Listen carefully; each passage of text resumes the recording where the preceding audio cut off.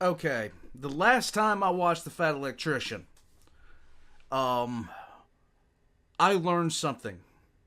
I learned that we actually did something called the Bat Bomb. And while disturbing and while hilarious, I want to know more. So I'm pressing the I want to know more button. Zephyr also wants to know more. And so he requested America's secret underground cheese bunkers.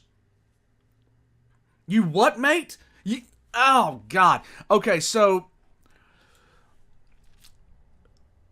I'm going to know that this exists going into it because the last one seemed so improbable, but it did exist. And now all I can do is sit here and wait for whatever ridiculous is because history is always stranger than fiction.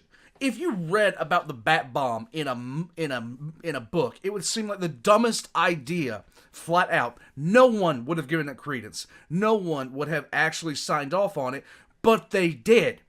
If I watched the bat bomb in a movie, I would be stunned. I would just be like, "No, this never happened. This is stupid. This is dumb. This is Sharknado levels of dumb." But they did it. Let's learn about some cheese bunkers. Let's go. This has almost nothing to do with the U.S. military, but it's so ridiculous I can't not talk about Let's it. go.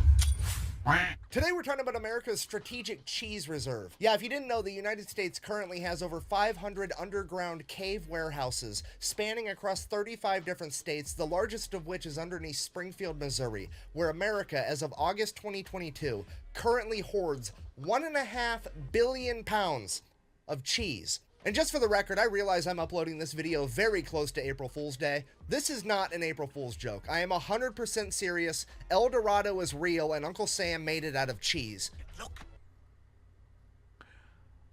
It's worse than I thought. I thought we were going to be talking about maybe one or two warehouses, but good God.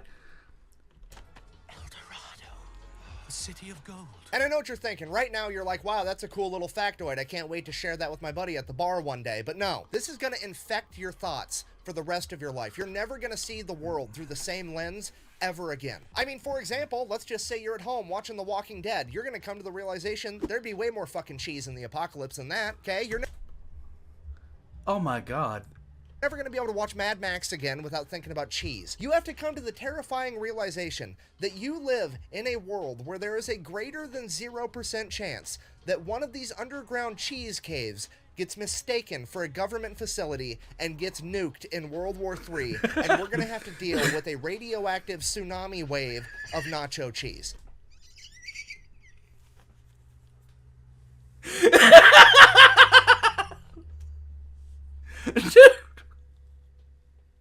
Fallout.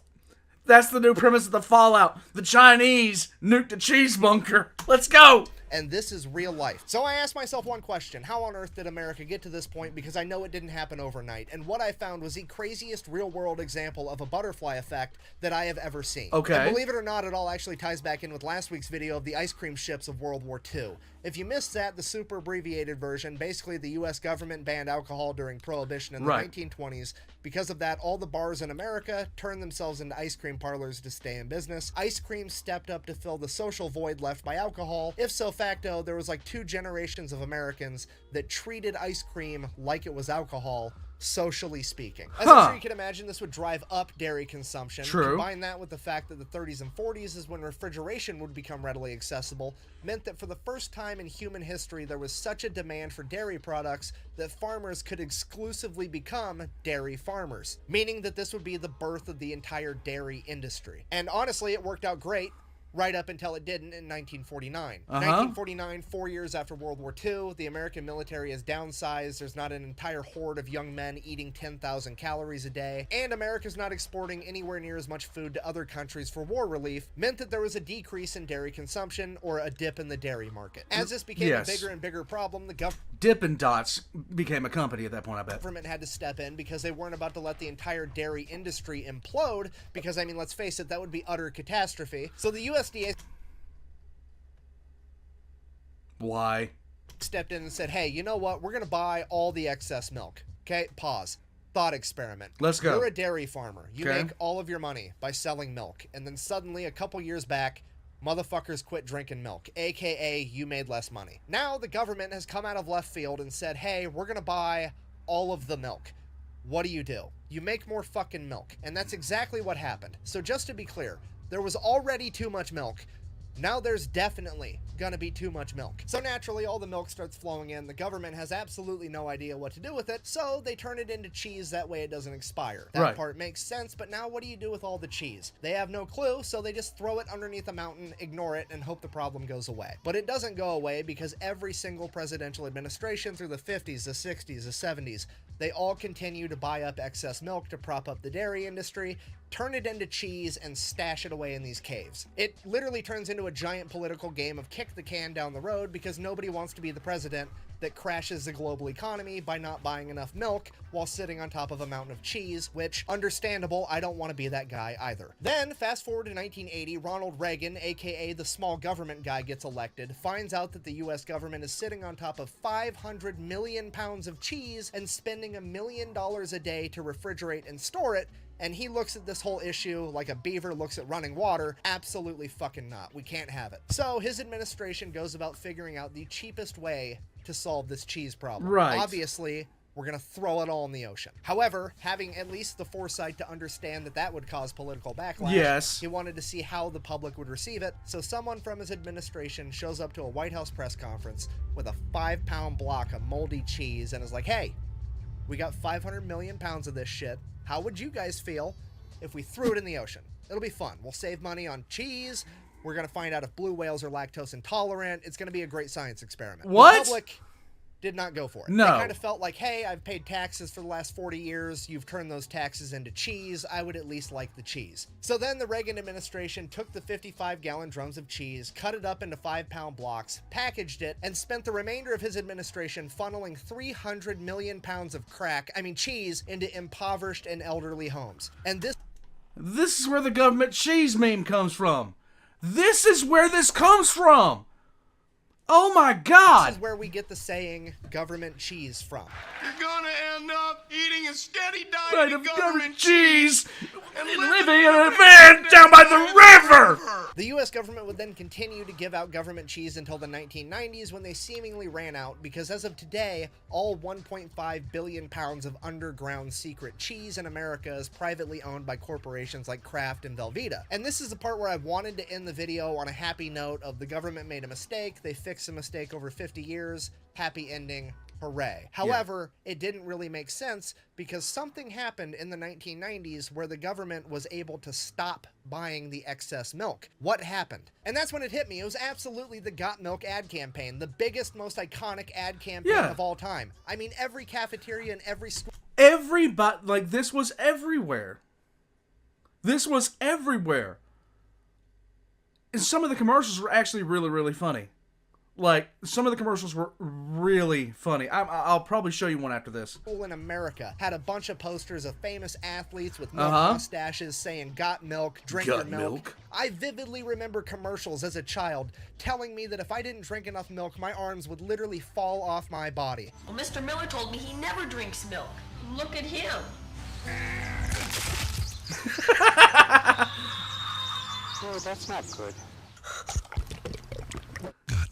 Surely this is what inspired an entire generation of Americans to eat and drink more dairy products, right? I mean, yeah, probably, but looking back on it now as an adult, doesn't it seem just a little bit weird that it wasn't a particular company putting on all these ads? Like, if there wasn't one company profiting from selling all this milk, where was all the money coming from? I mean, it almost seems like the government launched a giant psychological operation, ad campaign, just so that they could offload milk so they wouldn't have to keep contributing to their mountain of cheese. Well, I'm going to take this off now because that's legit exactly what happened. Yeah. In 1995, the U.S. government created a non-profit organization known as Dairy Management Incorporated, and their entire job was to get the American people to eat and drink more dairy products. Literally a cabal of individuals plotting behind the scenes to get people to eat more cheese. It's the cheesiest conspiracy of all time, and I'm not even kidding.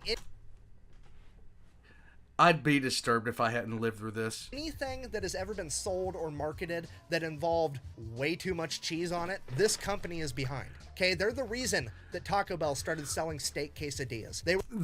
What? They're probably the reason behind Skyline Chili. If you guys have ever been to Skyline Chili, like, one, don't go there. But two, they will put a half a pound of cheese on everything. We're behind the Got Milk ad campaign. In 2002, when Pizza Hut had the Summer of Cheese event where they put way too much cheese on all their pizzas, this is who was behind it. In 2010, when Domino's almost went out of business, they gave Domino's $12 million to stay in business and then gave them a bunch of cheese so that they could put extra cheese on all of their pizzas, and that was their entire proposition for staying in business. Hey, our pizzas have more cheese on them now, so they're good.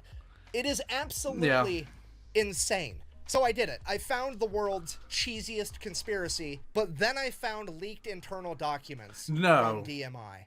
And they are the funniest fucking thing I have ever read in my entire life. Let me go ahead and read one for you now. Go. It's a letter from Pizza Hut to DMI regarding a meeting they recently had. July 6, 1999. Dear Greta, we wanted to express our thanks once again for a wonderful meeting last week.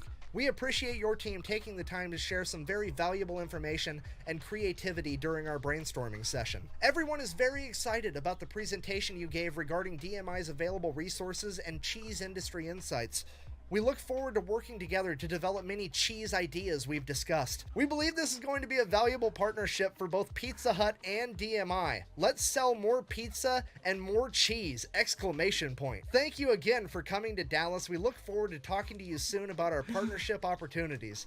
We will call you next week to discuss the next steps. Look at the names on this. Sincerely, Derek, Lord of the Cheese, and Liskren, Lady of the Cheese. Even they know that this is a fucking joke. Why is this such a joke? Well, because Dairy Management Incorporated, while it is a non-profit, they don't actually have to raise money for themselves like most non-profits do, because they're also a government checkoff program. Right. Which means every dairy farmer in America is legally required, whether they want to or not, to send this company money so that they can advertise on their behalf. And their annual budget is like $140 million a year, with their CEO and top level executives all making right around $1 million per year. Okay, if you're not picking up what I'm putting down, I'm trying to tell you there is a group of people in America getting paid $1 million to convince Americans that cheese is awesome. Okay, that's... Where's Alex Jones?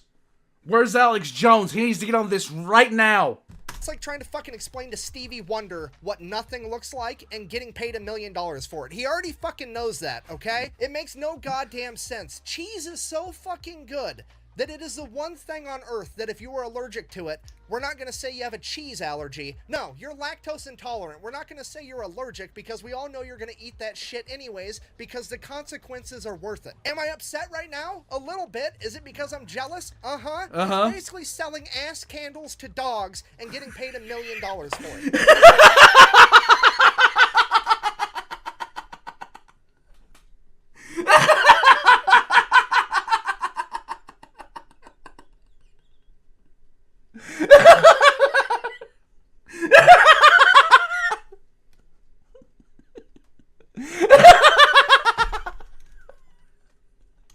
The most ridiculously easy job on the planet, and I'm so mad that it's not mine. Anyways, I guess if you made it this far in the Unhinged TED Talk, in conclusion, the U.S. government banned alcohol in the 1920s. It set forth a ripple effect through time, and now some dude in 2023 has my dream job of making $1 million a year to convince people of some shit they already knew. And the U.S. has 1.5 billion pounds of cheese hidden in an underground cave network. Fucking the more you know. I get. This is so stupid. Yes. Thanks for watching. Best way to support the channel is go buy some merch at thefatelectrician.com. Quack bang.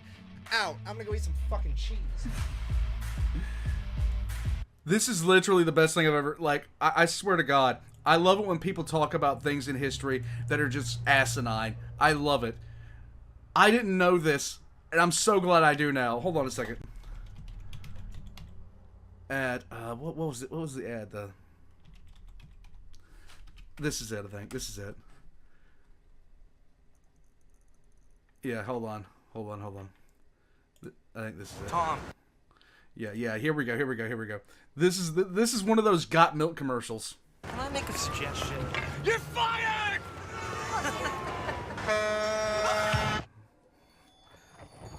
Welcome to eternity.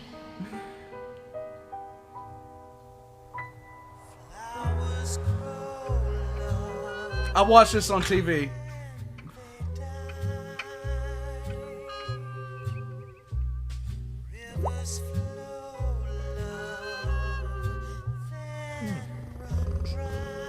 heaven.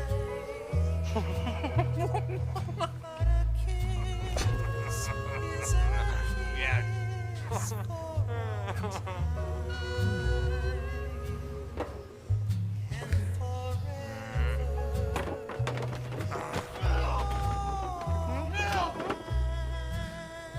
Wait a minute. Where am I? Got milk? Got milk? That was everywhere, man. It was everywhere, and it had everyone doing it. They even had, like, wrestlers doing it. They had everybody was doing that. They would pose with the milk mustaches. Everyone knew that ad campaign. And the jokes were, like, it was good. It was good. The one of my favorite ones, this guy was eating cookies, and he started panicking, like legitimately panicking, because he didn't have milk. Hold on, let me see if I can find another one for you guys, because these are actual commercials. Michael Bay did one. Hold on a second. Nah, that's not the one. Is this it? No, that's not it. Hold on. Let me see if I can't find one. Oh yeah, here we go. Here we go. Here we go. Here we go. I love these. I love these. These are so stupid. These were so stupid. Hey, cookies. Say, you know, I think our neighbor might like one too. Yeah? Well, Here you go. Thank you.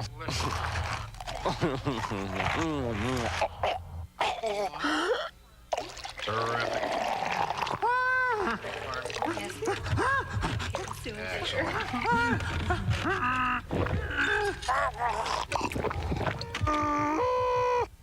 Got milk? Okay.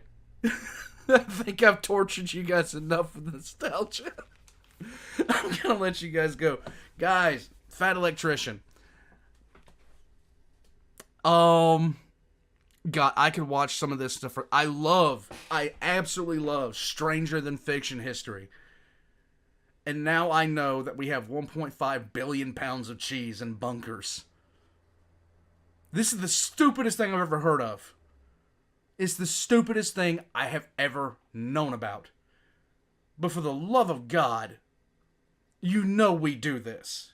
Warpugs, all the Fat Electrician.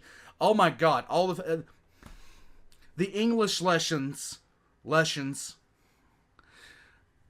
links are going to be in the description down below. You guys know I do this.